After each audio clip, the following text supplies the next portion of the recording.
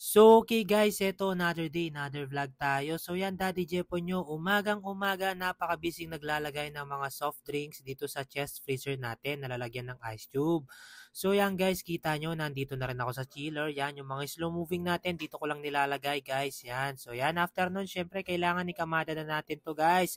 So yan, tuloy-tuloy lang po tayo. And after nun, eto, nagkilo na rin pala ako ng bigas guys. And guys, gusto ko magpasalamat sa inyong lahat. Nasa 10K followers na pala tayo sa Facebook. Wow! Thank you po. At buti naman ay may mga naniniwala sa akin at maraming salamat sa mga patuloy na sumusubaybay sa mga vlog ko.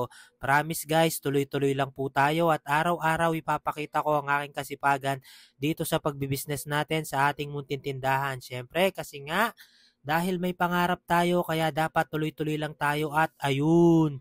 After ko ngang magkilo ng bigas ay nagising na si Mami syempre. Ito na yung pinakamasarap na part na ginagawa ko, yung sinaserve ko si Mami. At yan, ginawa ko na rin siya ng coffee. So by the way guys, hindi kami ganong nagkakasabay kumain ni Mami yun every morning. So sad. So yan guys, kasi nga Daddy Jepo nyo, kita nyo naman habang kumakain si Mami yan. Busy ako. At eto, nilinisan ko na yung freezer ng ice cream kasi nga may delivery tayo mamaya. Yan, kailangan pangalagaan natin yung freezer na pinapahiram ng supplier natin ng ice cream guys.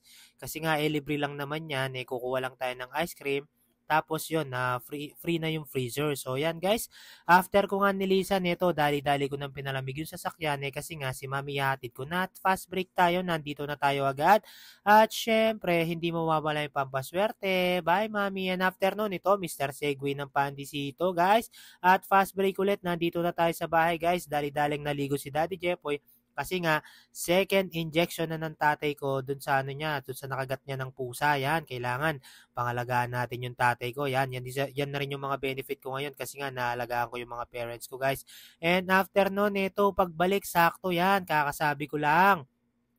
May deliver na tayo ng ice cream. Siyempre, dapat mabilis ang galaw yan, Daddy Jepo. Yan, mga kasari. Kasi malulusaw yan. So yan, kita nyo naman, malinis na yung freezer natin, diba? Ang sarap magayos ng mga in-order kong ice cream, guys. So yan, tuloy-tuloy lang po tayo, guys.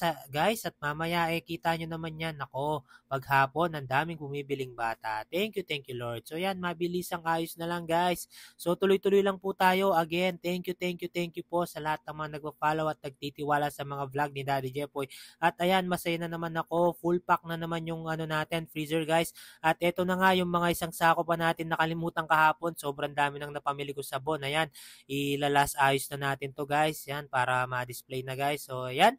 Thank you so much po. At eto na nga guys, yan, pahapyaw lang sa achievement ko yan. 3 days kong inaayos yan guys, yan. So yan, thank you Lord. Siyempre, maraming na naman tayong ititinda. Ayan, ako, thank you Lord. At ayun, water break na lang and finger heart kayo sa akin. Bye-bye po.